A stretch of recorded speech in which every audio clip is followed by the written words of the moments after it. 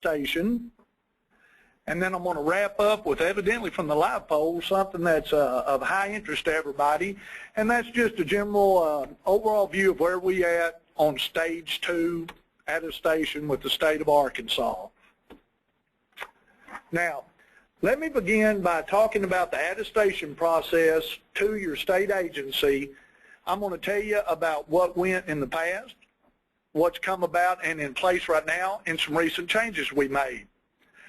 Now, as any of y'all who've submitted before know, from about 2011 all the way up through September 1 of 2013, we had a process in place that involved you attaching an HL7 formatted test message to an email and sending it in to an Arkansas Department of Health personnel. More than likely that was Mary Burmeister, but it may have been a few others. After you sent that in, we would send you out a hard copy letter of attestation, very similar to the one you see on your screen right now. Now, this worked well, but on September 1 of 2013, we were excited to open up a new electronic tool, and that was the Meaningful Use Registration and Communication System. So since September 1, the process changed to allow you to register your name, public health objectives, and your reporting periods using the Meaningful Use Registration and Communication site. Now, this involves you submitting an objective specific test EHR message into the NIST testing tool. This is a tool that tests the format of an electronic HL7 message, and it breaks it out and shows you the problems with it. It'll produce you a report which shows all of those problems, and we do give you links to that. You take that report, you upload that into your MURCS registration, and then we would come back and load a letter of attestation, once again very similar to the one that you see here. Now, I'm going to mention something here that I'm going to come back to later, but I do want to mention that for stage 1 efforts, that validation report does not, I'm going to reemphasize, does not have to be error-free for stage 1 effort. Now, when we're a little bit later in the program, when we're speaking of a stage 2 effort, I'm going to reemphasize that for stage 2, that validation report does have to be error-free. Now, that's the process as it was. That's the process as it is. And let me tell you a change that we made on January 1st. We are no longer sending or uploading hard copy letters. Now you will be receiving a status update. And give me a second, I shall show it.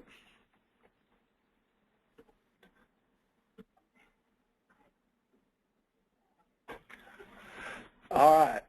The status update is something that you will receive to your listed email when you register with MURCS, and it shows where the registrant is at in the attestation process. You see that here. It also shows the dates in the attestation process that you achieved these steps. This will now serve as your letter of attestation, and you are advised to retain a copy of this. That's a little quick hit overview of our attestation process. I'm now going to go into just a little bit more in depth into the 2 tools that we've placed out there to help you, the Arkansas medical public, in your attestation efforts. The first is the Arkansas Department of Health Meaningful Use homepage. The way that you get there is to type in ar.gov/MU.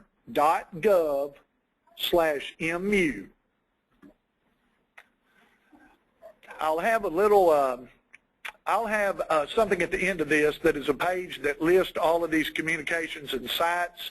It'll be in a concise format, and Eldrina, I think y'all are going to offer that to the general public after this is over with, correct? Good. All right.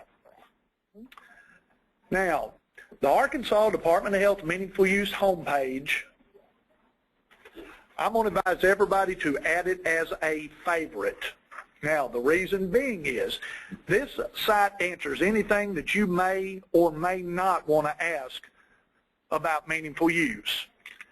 It goes in depth and either gives or links you into general information on meaningful use, federal regulations applying to meaningful use, state specifications for meaningful use, and also helpful guidelines.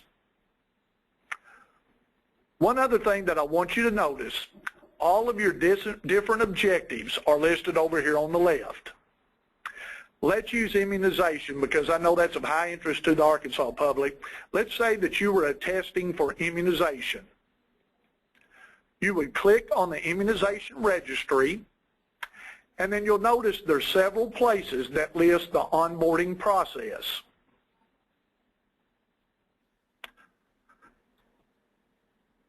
Any of these will take you directly to a step-by-step listing and instructional of exactly how you go through the onboarding, which is the attestation phase for Arkansas. You'll see your general steps listed here, and if you click on any one, it will drop down into specific instructions and information on each.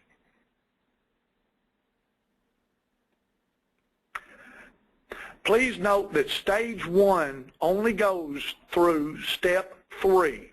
After you've completed step 3, you're at the end of the attestation to your PHA for stage 1. Stage 2, you must go through all 6 stages, or excuse me, all 6 steps.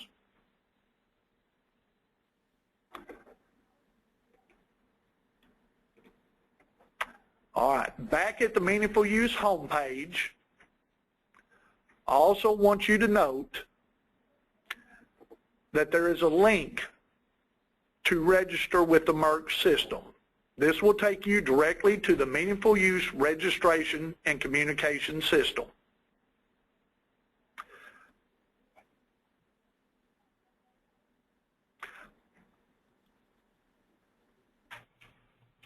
There we go. All right.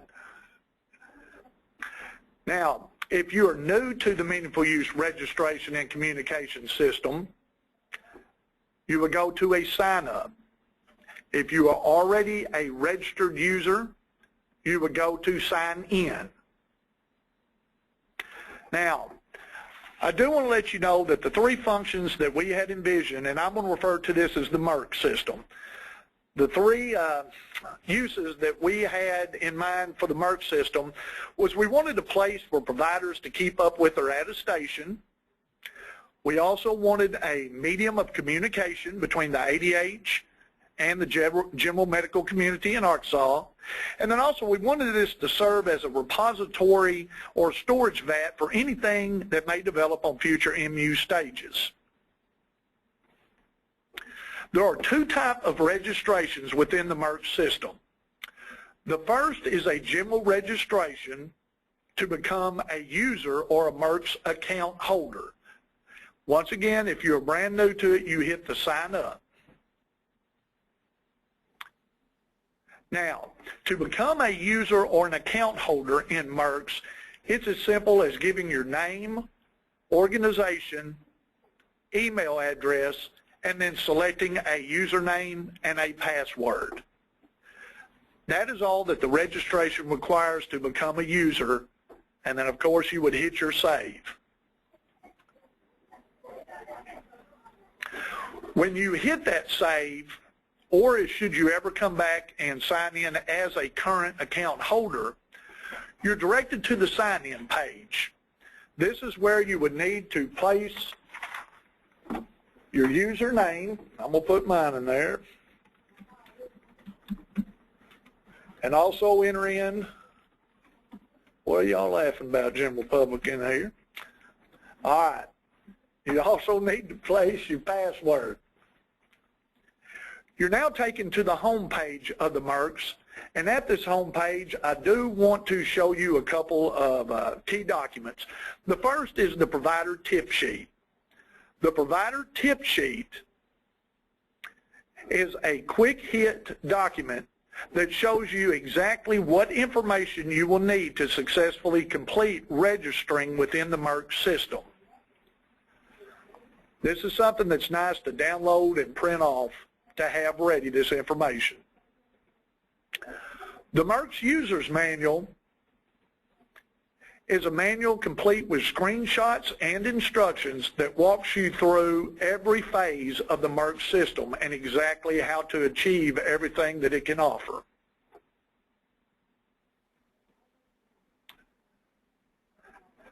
Now, I do want you to take a quick notice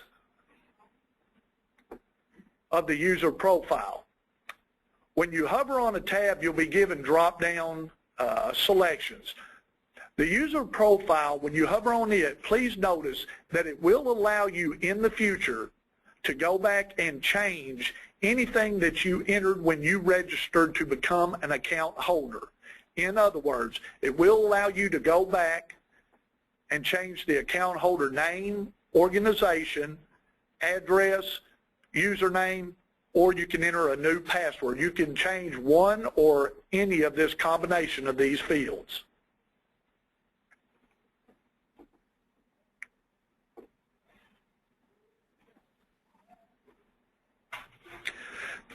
Now, I've told you about the first type of registration, and that's strictly to register to become a user of the system.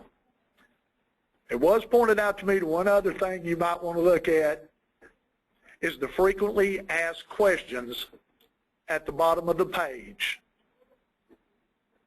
These will take you to an informative link, and you may find that a lot of your base questions are answered here. Certainly anything that's not on this page, you can contact me, and once again, my contact information will be listed at the end, but you can contact me with anything outside of this, or just if you need anything here discussed to a fuller measure.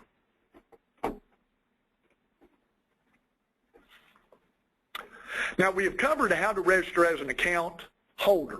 In other words, someone that can actually use this tool. I now want to discuss the second type of registration that you can do within the MURCS, and that is registering either an eligible professional or an eligible hospital. Now, both of these are going to give you similar drop-downs, and they're also going to give you similar formats. So I'm going to keep this to the eligible professional, but realize that you'll be looking at basically the same thing if you choose eligible hospital. Notice where it says register, update, or show. Register is the choice you'll make whenever you are entering a new eligible professional or hospital. Update is the choice you will make when you want to come back and look or edit any eligible professional or hospital that you have made in the past in your account. I'm not going to touch much on show here because I will be speaking a little bit on that at a later point, and 99.9% of you will never use that. It's really a tool that's tailored towards larger multi-locational ownership groups. Let's look at what you're going to see when you register a new eligible professional. Now, once again, I am using the professional as my example, but realize this looks exactly the same and the process is exactly the same for an eligible hospital. The first thing you look at is a drop-down menu for your NPI. By clicking on any of the drop-down menus, you will be given a selection as well as a search field at the top. The search field will work off of first name, last name, or NPI number. Once you place that in and then hit your magnifying glass, it will take you to your choice. I'm just going to come up with Smith. I have an itchy feeling there's a lot of Smiths out there.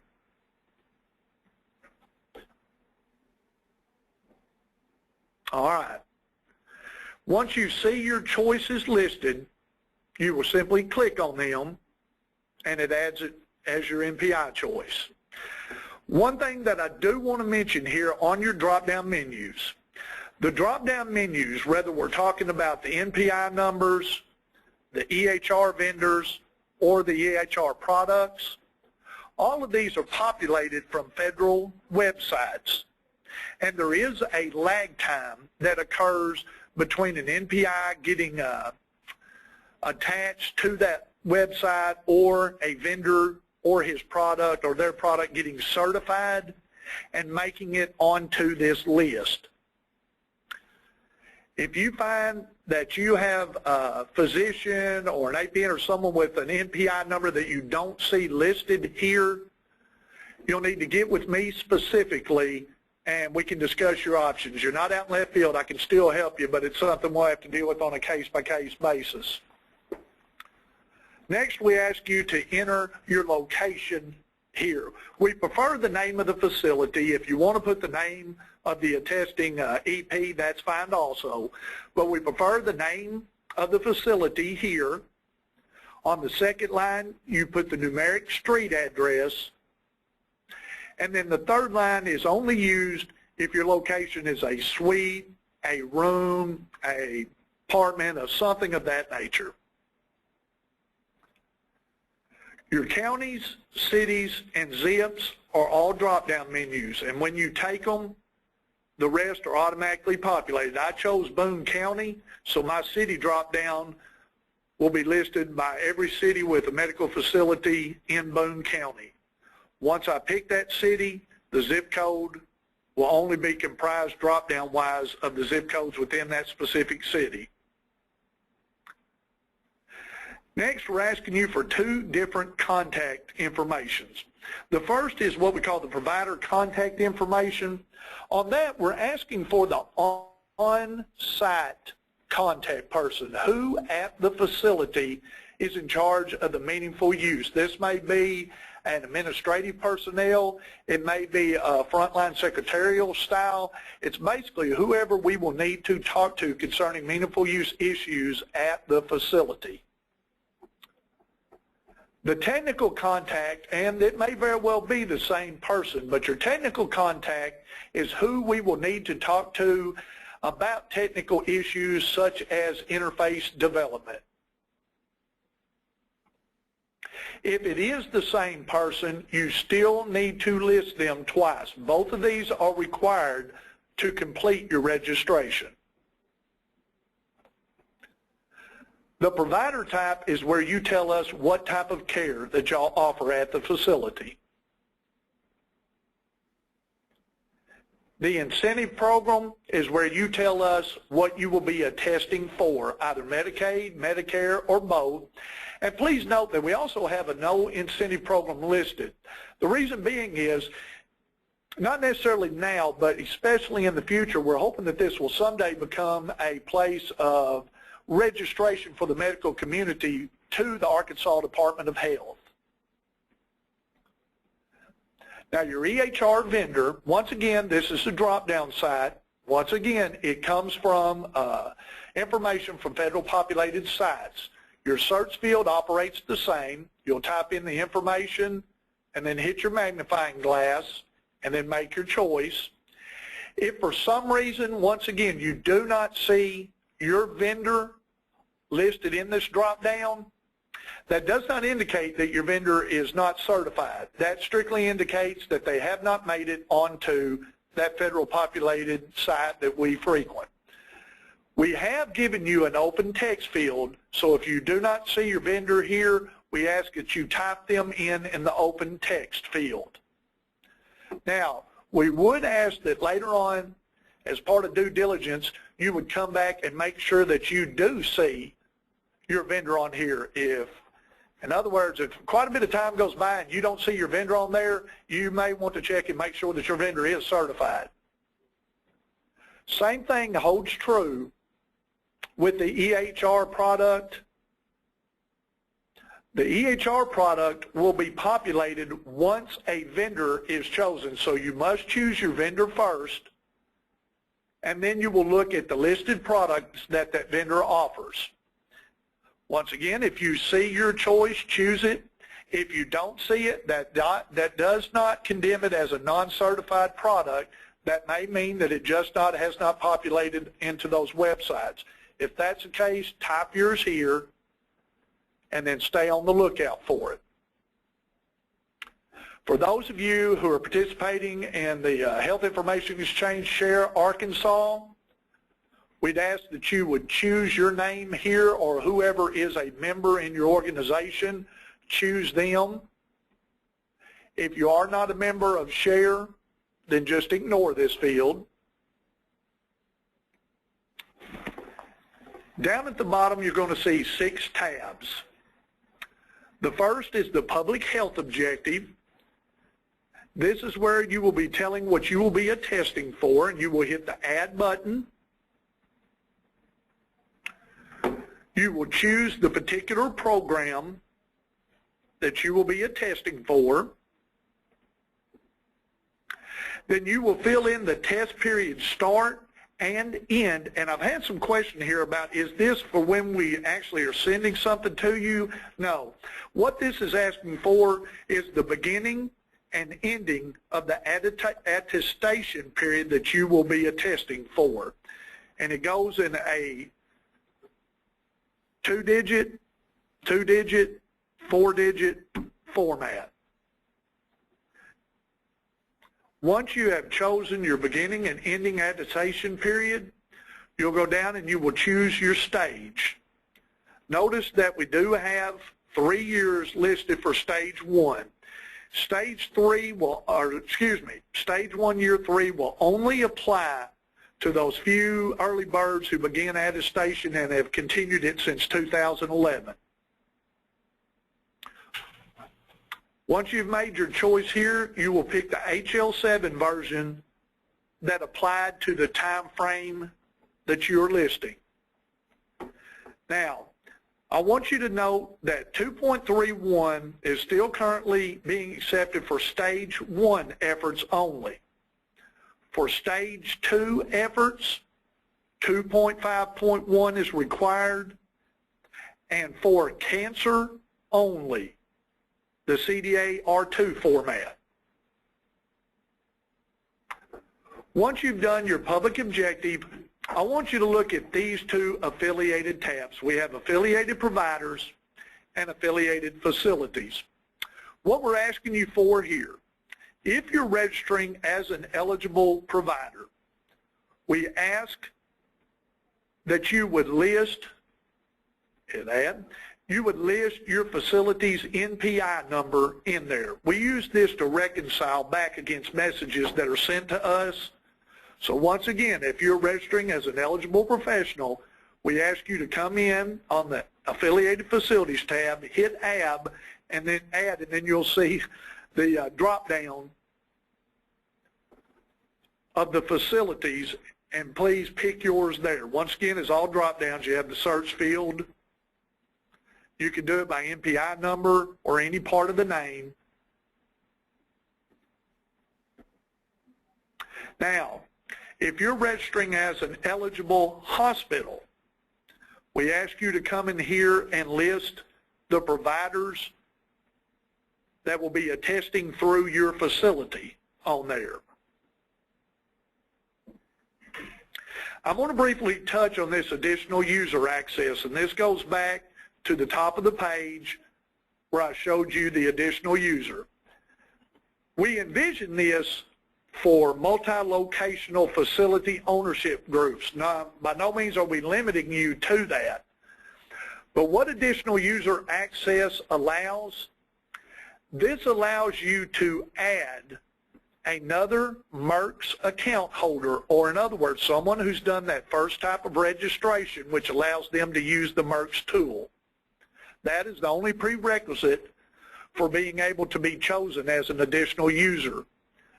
When someone chooses another MURCS account holder as an additional user, they are now giving all readability and editability to this particular registrant, to that MURCS user that they choose.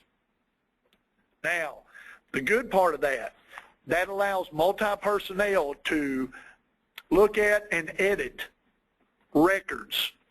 The bad side of that, it allows multi-personnel to look at and edit records. In other words, if you give somebody editability and they get in here and they do something wrong, there's really no way for us to go back and see that or track that. That is strictly on you, so be very judicious and careful with who you give editability to.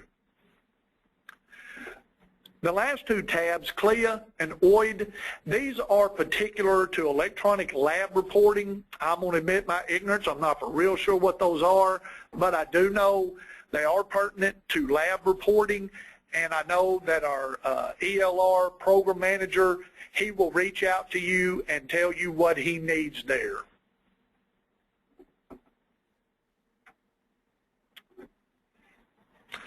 Now, once you have registered, and I should have showed you something, I apologize. I'm going to go back and I'm going to look at something.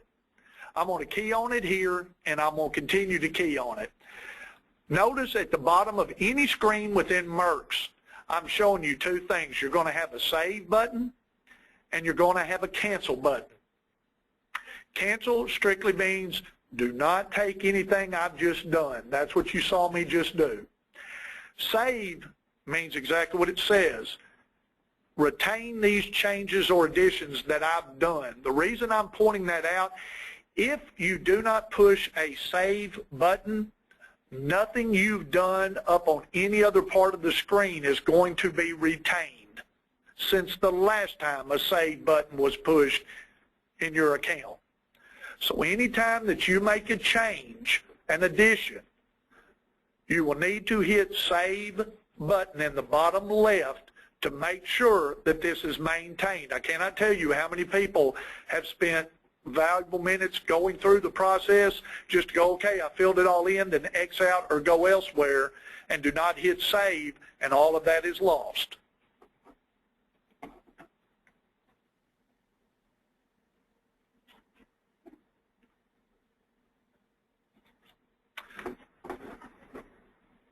Now, you'll go back to your home page. Remember, anytime you hit a save or cancel, you're going to go back one page to what you were previously on.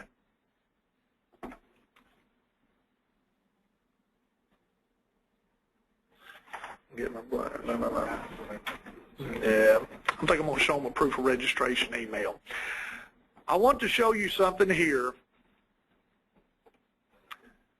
that is a proof of registration email. Whenever you hit that save button that completes the registration of an eligible professional or eligible hospital, you're going to be receiving an initial registration email confirming that that did go into the system.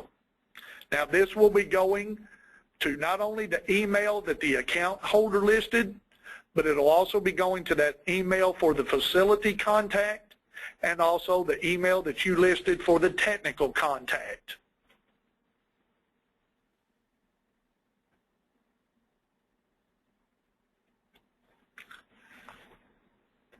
Now, by no means was this meant to be an all-encompassing MURCS tutorial. For that, you're welcome to contact me outside of this, and that's what I do. I take you by the hand, I walk you through it, and I make sure that you're comfortable. But I did want you to at least see the parameters of the MURCS system, what it can do for you, what a tool it is. And I want to end on the MURCS by showing you what you do when you go back at someone that you've previously registered.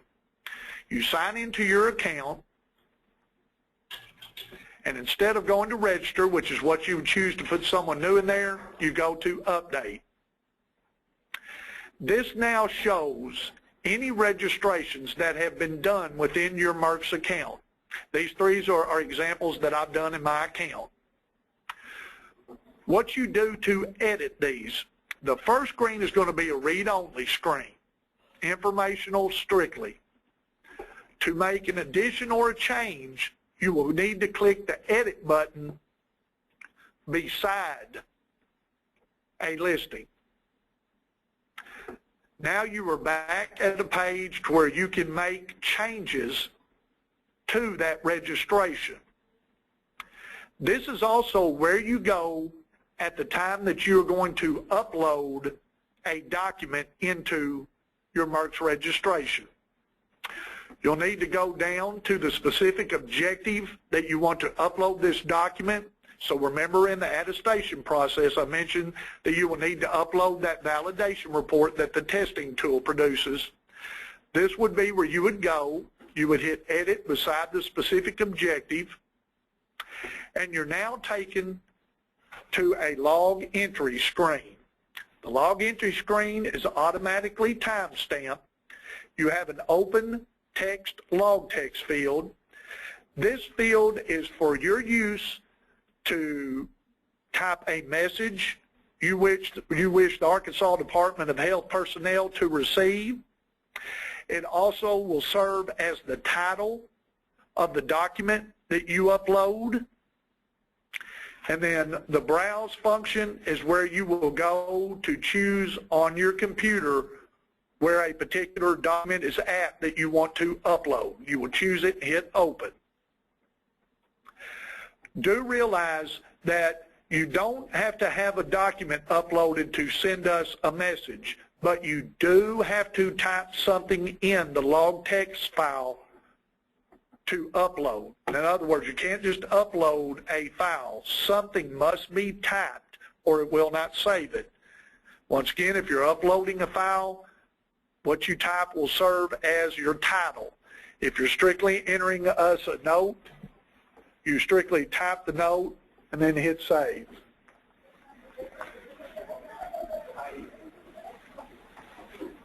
My coworker brought up a very good point.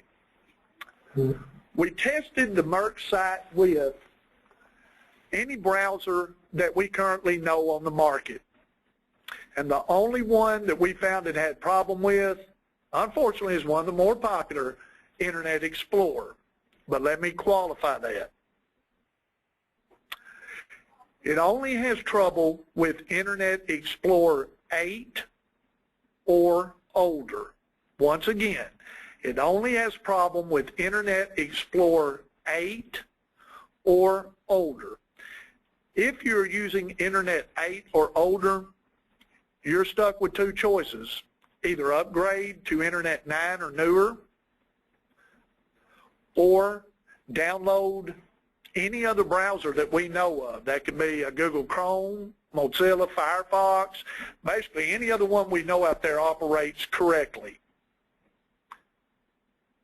Now, I will say that Internet Explorer 11 has a quick issue that you can just call me on or contact your HIT personnel, and it's a one-click fix. It's basically putting it in compatibility mode. But the only thing that really throws us great problems is IE 8 or older. Now, I want to direct once again, don't want to sound like the old second grade teacher, but please remember the save button. Because if you put something in here and you don't hit save, it will not be retained.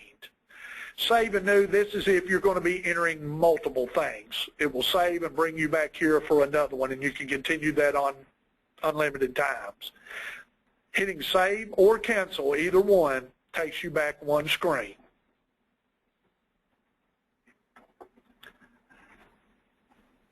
Now, I have hit briefly on this. Once again, we'll entertain any particular questions here in a moment, as well as you're always invited and welcome to contact me personally, and then we'll have this one-on-one tutorial. But I did want to briefly hit on the Stage 2 attestation. I want to let y'all know that currently we have registries for immunization, electronic lab reporting, syndromic surveillance, and our newest member, cancer. Now, all of these are currently receiving messages, and the process for Stage 2 is the same as the process for Stage 1. We've kept the same processes in place. So first, you register in MURCS. Secondly, you upload an error-free NIST validation report. When this report is uploaded, it's at that time that you will be placed into queue. Notice here that your account, once again, will tell what all steps you have achieved in the attestation process and on what dates you achieved them.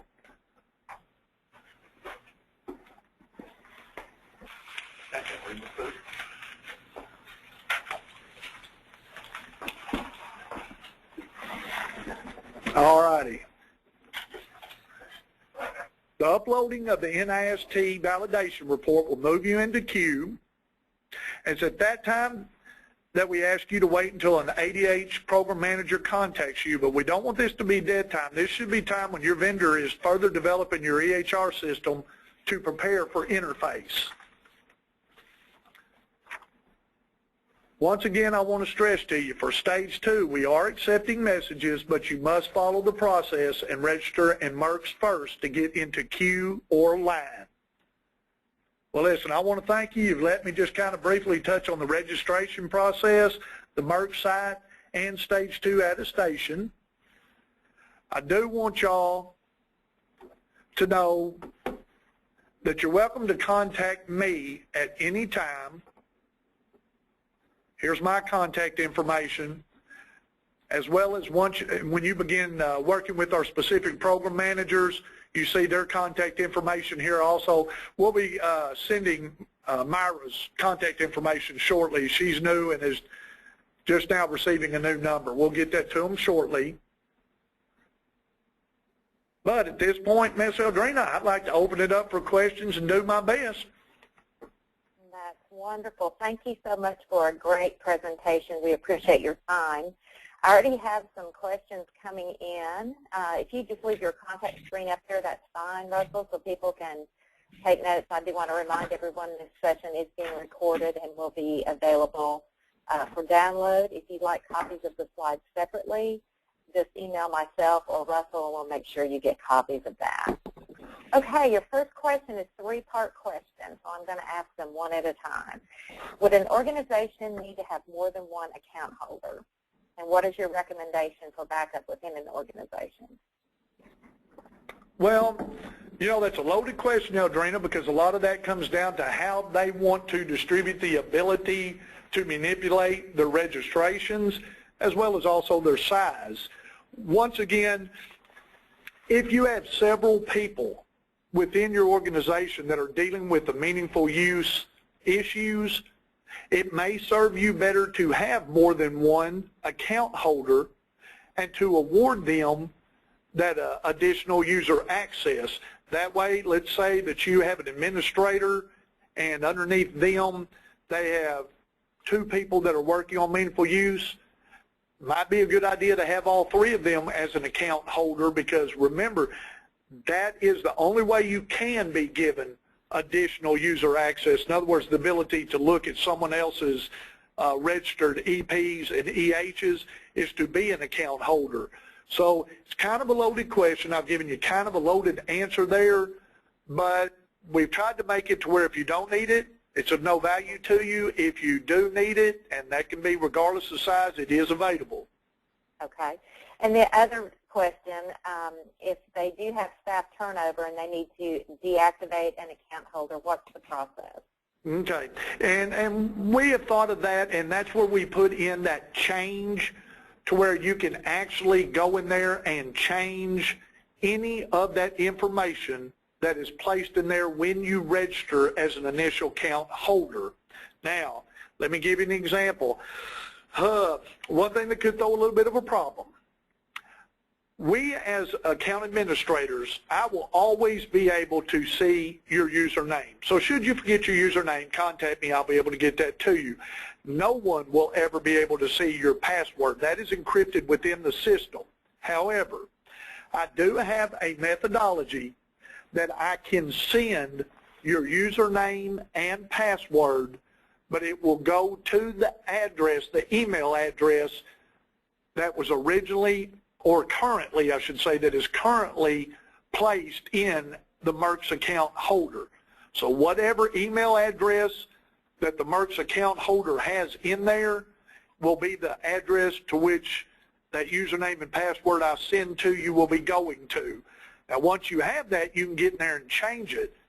As far as if somebody that you've given access in the past leaves and you don't have access to that, we're kind of up in the air. We'll have to brainstorm on that at that time. All righty, we got another question. This is from Frida Freeman.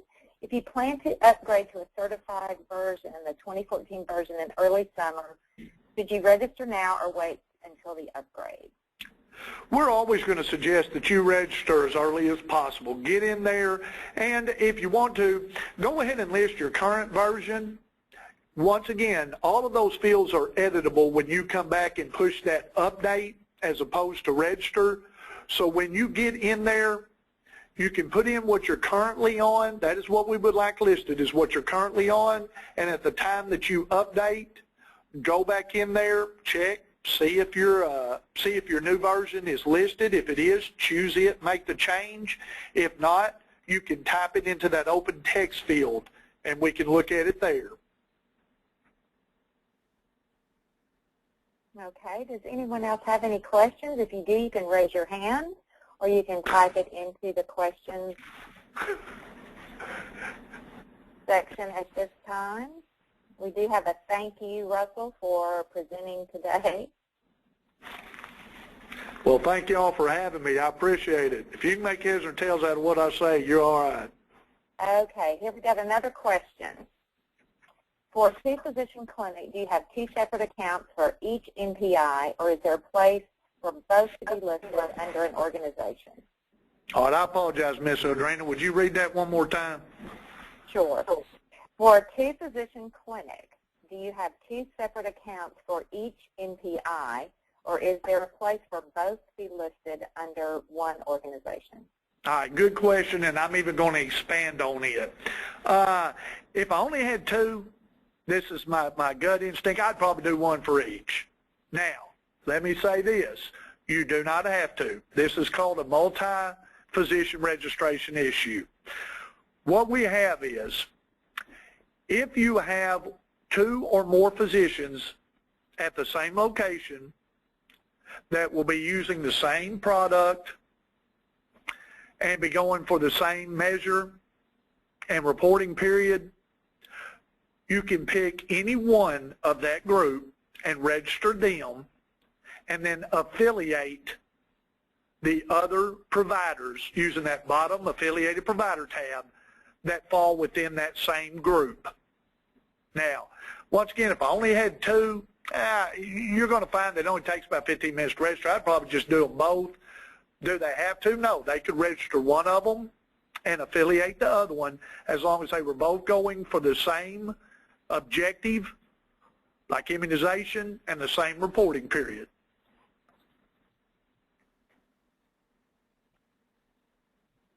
Okay.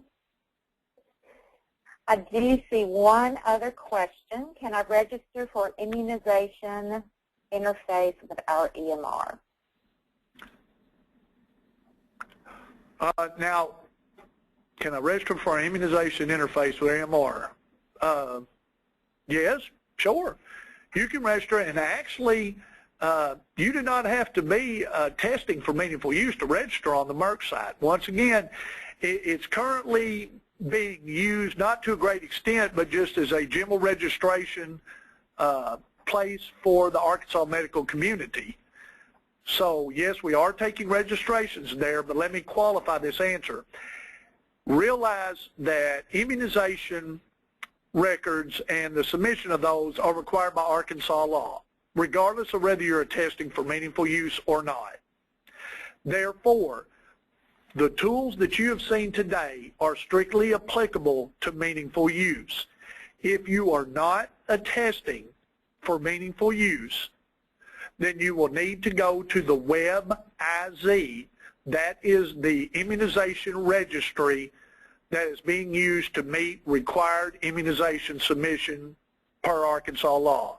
I'm going to restate that because I know that kind of sounds like double fumble tall talk. But once again, immunization submission of records is required by Arkansas state law, regardless of whether you are testing for meaningful use or not.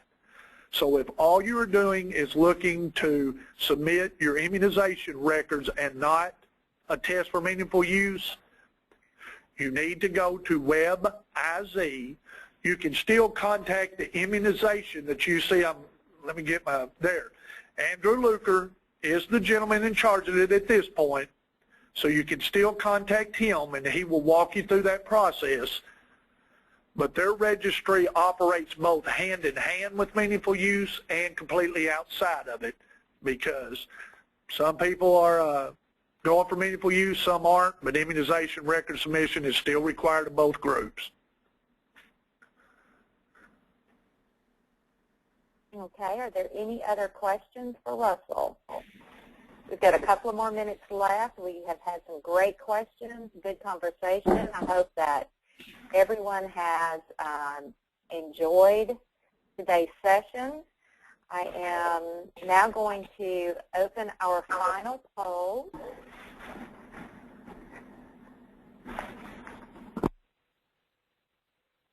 So if you would please see in your control panel, you would open that. Did you find today's presentation helpful? And you can see some rankings in there, and this is a one answer only. This helps us fine-tune our messaging to you all. It's all about you guys and what we can do to help you and help make your life easier. That's the reason we're here. We really appreciate Russell's time today. Russell, thank you so much. You're more than welcome. And we thank each of you for taking time out of your day to participate with us on today's session. I wanted to give everyone a reminder that next month's session will be held on the 27th of March, which is the last Thursday of the month. Our guest speaker will be Dr. Beth Milligan, and she will be speaking on patient portals and patient engagement. So mark your calendars for that. That will be a great and very lively presentation, I'm sure. I'm going to close today's poll, and with that, we will close the session if there are no additional questions. I don't see anything. Thank you again. I'm going to give you about 8 minutes back to your day. Thank you so much for attending, and we will talk to you soon. Bye. Thank you.